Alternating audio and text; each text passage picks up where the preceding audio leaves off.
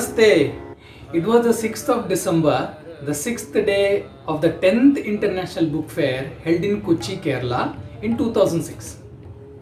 There was a group musical performance called Tyagaraja Pancharatna at 6 in the evening by the professors of RLV College of Music and Fine Arts, Kochi. I was then into the second year of graduation in music there. One of the lecturers told me to stroll around the stalls and purchase music books as they would be useful in the future. Though not fond of books, I browsed around the stalls to fulfill the command of my sir. I couldn't spot collections of my taste, but landed before a counter displaying vibrant books entitled Pictorial Stories for Children, Shri Krishna for Children, Mahabharata for Children, Ramayana for Children, and so on. It suddenly struck me that I am totally ignorant of the legends pertaining to our famed history and culture. Being a student of classical music, I am supposed to have at least a basic idea of our Itihasas and Puranas, as the musical compositions are thematically based on them. I advanced towards the stall to get a proximate look of the exhibited colorful pictures interspersed with bold letters, which aroused the dormant curiosity in me. There was no second thought, and I promptly bagged those volumes meant for tiny tots. Incidentally, the counter flaunting those books was of none other than Sri Ramakrishna Publications, Chennai. After enjoying the musical fiesta by my beloved teachers, I was thrilled to reach home and explore the contents from my book purchase. As I started going through one of them, the march of time seemed to slip my mind. It was a novel experience to feel absorbed while reading a book. I myself was surprised to find that I would cover the entire set of children books in a couple of days and was longing for more. I went there again on the 8th and 9th days of the book fair to purchase more books from the same publication, this time some heavier ones.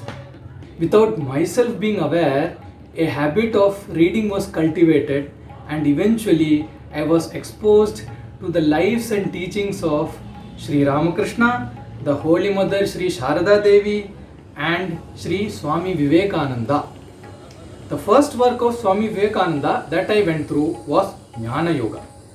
A totally different perspective of life was unveiled before me.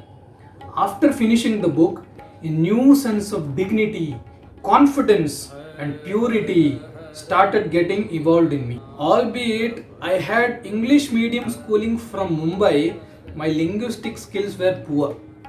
I was neither good in English, nor Hindi, nor Malayalam, my mother tongue, what to speak of Marathi, the regional language. I used to fumble terribly while interacting in English. The more I plunged into Swamiji's literature, the more was the polish of my English. The reflection of this was seen from my post-graduation days onwards. I scored the most in all the 4 semester paper presentations and 8 written assignments and bagged first rank in MA Music. In my life, it was a pioneering achievement, and I later went on to clear lectureship in National Eligibility Test conducted by Union Grants Commission, and also was awarded Junior Research Fellowship by the same. I have contributed half a dozen of research articles in journals of music and presented papers in esteemed university departments. By the grace of Swamiji, I was also inspired to jot down a handful of simple poems in English and Hindi on Lord Shiva and Ma Kali. I believe the ability to verbalize my thoughts and communicate the same with others was channelized through the inspiration derived from the literature works on Swamiji. In 2014, at Chennai Ramakrishna Mutt, I had the privilege of learning Sanskrit in collaboration with Samskrita Bharati, a non-profit organization headquartered in New Delhi. Never had I learned this language before. Swamiji quotes, "The very sound of Sanskrit words give a prestige and a power and a strength to the race. Sanskrit and prestige go together in India. As soon as you have had that, none dare say anything against you. That is one secret, take that up." This quote accelerated the drive to learn Sanskrit, and as a result, it revolutionized my approach towards all languages in general. I was exposed to shlokas, stotras, suktas, which I had hardly known hitherto. Reciting a shloka with the understanding of the purport and grammar boosted my love for the Veda Bhasha and in turn my Matrubhumi, the hallowed soil of Bharata. In a year, I could start speaking in Sanskrit, and what more, Swami Vivekananda Mahabhagasya Anugrahena aham Chennai Nagare eva sapta Samskrita Sambhashana Shibirani Prachalitavan asam. The areas chosen were mainly remote, and the students primarily included children and mothers who had scanty opportunities to learn this profound language. I could also present a research paper exclusively in Sanskrit at the Samskrita Mahasammelanam conducted by Samskrita Bharati in 2015, commemorating the historic glory of Swamiji's Chicago address. Moreover, the chiseling of my knowledge in Sanskrit was directly proportional to the refinement of other Indian languages I haphazardly knew. Today, I can read, write and speak half a dozen languages and am in the attempt of adding a couple more to the list. Swamiji's love and expertise in classical music influenced me in finding a deeper purpose of music. There is one composition of Swamiji, Hara Hara Bhutanatha.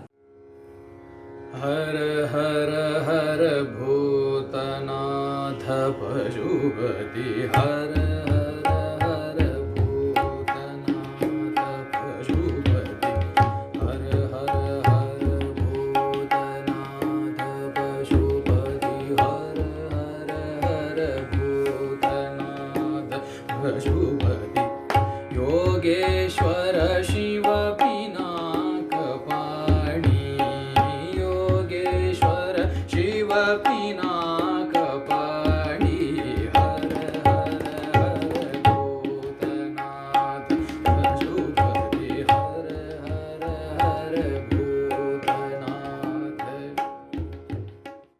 This song instilled keen interest in learning more of compositions pertaining to our mutt and mission. Maybe because of this addition in the approach to music, Swamiji has been blessing me to sing regularly in our mutt and mission centers. Through Swamiji's inspiration, I have been participating joyfully in the volunteering activities of the mutt from 2014 onwards, be it serving in the roads or in the library or in the shrine. The same person who would feel gratified in being served now finds joy in serving others. I feel my family has extended to the world. All the aforementioned points were not to boast my achievements. Rather, it is to highlight the fact that how through the unceasingly lingering influence of Swamiji, the life of an average, directionless and nondescript youth is been sculpted into a higher and a goal-oriented one of an aspirant. Thank you. जय श्री स्वामीजी महाराज जी की जय। परतत्वे सदा लीनो रामकृष्ण समाज्ञया यो धर्मस्थापनरतो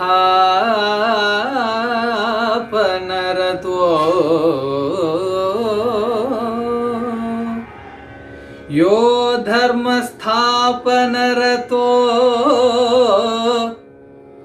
यो धर्मस्थापनरतो